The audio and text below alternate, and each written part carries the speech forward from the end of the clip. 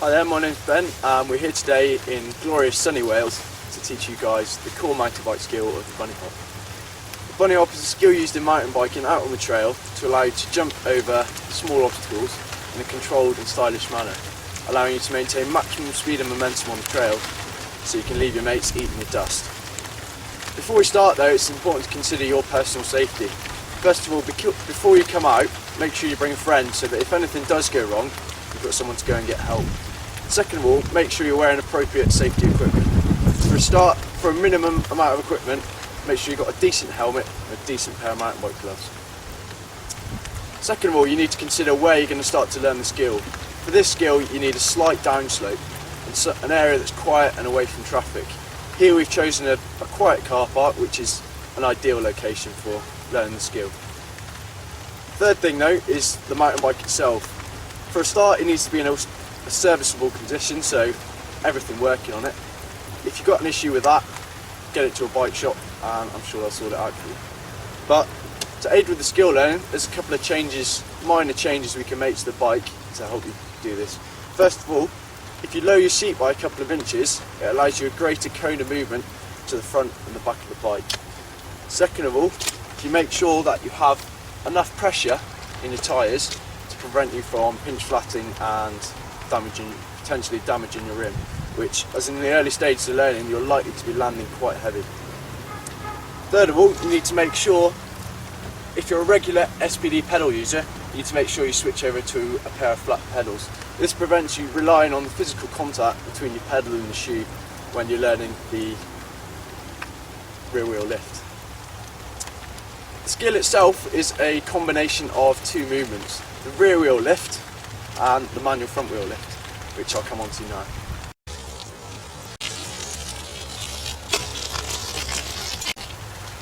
The first stage of the bunny hop involves lifting the front wheel off the ground and over the obstacle using a shifting body weight. In order to do this, start in the attack position on the bike, so with your pedals level, your legs straight and your arms extended. Shift your weight to the front of the bike so that your weight is over the front wheel, and this allows you to give a greater movement when you go to shift your weight back. So from this position, extend your arms and push your hips over the back of the bike. From here, extend your legs and ensure that you drop your heels to allow you a greater amount of grip on the pedal and allows the back wheel to be pushed under the front. So the two movements combined should result in the front wheel coming up almost effortlessly as you're relying on the weight shift. A couple of points to consider while you're doing this.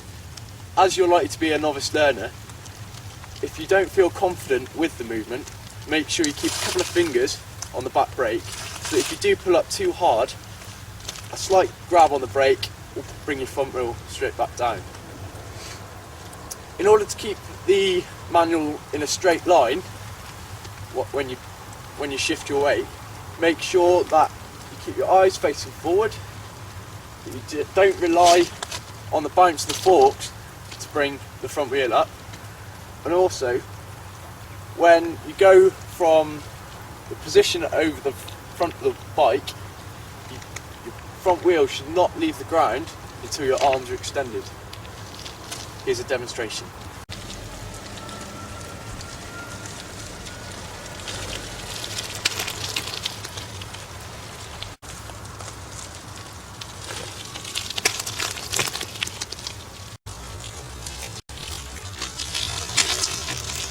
The second stage of the bunny hop involves the rear wheel lift. And all this simply is the shift in weight that results in the back wheel coming off the floor and clearing the obstacle. In order to do this, start in the attack position over the centre of the bike, shift your weight to the back, and from here drop your wrists and push your weight up and forward over the bike, pushing with your wrists. Whilst you're doing this, drop your toes on your pedals and scoop with your non-lead foot. These two movements combined should result in the rear wheel coming off the floor. As with the manual front wheel lift, in order to keep this movement straight, make sure that you face forward throughout the skill And if you're new to the skill, find yourself a nice grassy area, as unlike the manual front wheel lift, you cannot stop this movement with using the brakes. So start small and work yourself up until you're confident with the movement. Here's a demonstration.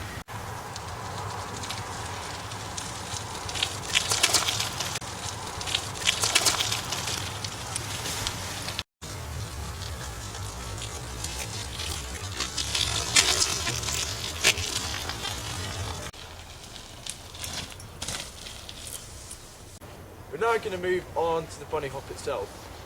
It's really important before we do this though to make sure that you are 100% confident with the manual front wheel lift and the rear wheel lift. Because if you're not, the content I'm about to cover is probably just going to confuse you and slow down the learning process. For those of you who are, I'll now give you an explanation. Typically you use the bunny hop when you're out on the trail to hop over obstacles such as this conveniently placed log. Initially you'll be approaching the obstacle, get yourself into the attack position on the bike. As you get really close to the obstacle, initiate a manual front wheel lift, large enough to clear the obstacle. Now as the front wheel clears the obstacle, throw your weight forward and up as you would to lift the rear wheel, so that gets the rear wheel into the air enough to get over it.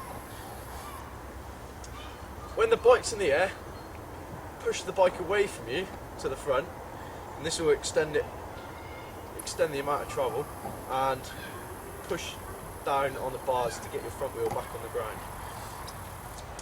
As this happens, shift your weight back to the middle of the bike as if you're in the attack position, so that the back wheel also comes down.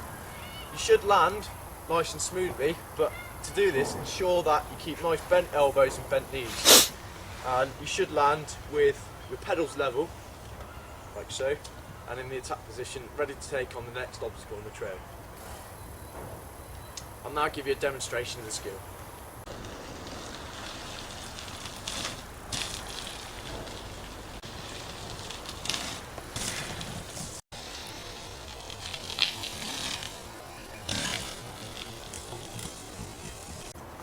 We've now covered how to complete the movement, so it's now your turn to go away and practice the skill. The best way to do this is, once you're happy that you can get your bike off the ground, is to start hopping over obstacles. Start with something really small like a twig, and then build your way up to larger and larger obstacles. Another way you can vary the practice environment to make it more applicable to when you're out on the trail is to vary the speed at which you enter the obstacle. By increasing the speed, you have to change the timings of the movement in order to clear the obstacle properly. The best way to learn the skill is to find a friend of a similar ability and a matched gender, and go away and alternate between practicing and observing this skill. This way you can give your mate feedback and he can give you feedback, and hopefully should result in you picking the skill up really quickly. I hope this podcast has helped you learn the skill. Good luck practicing it.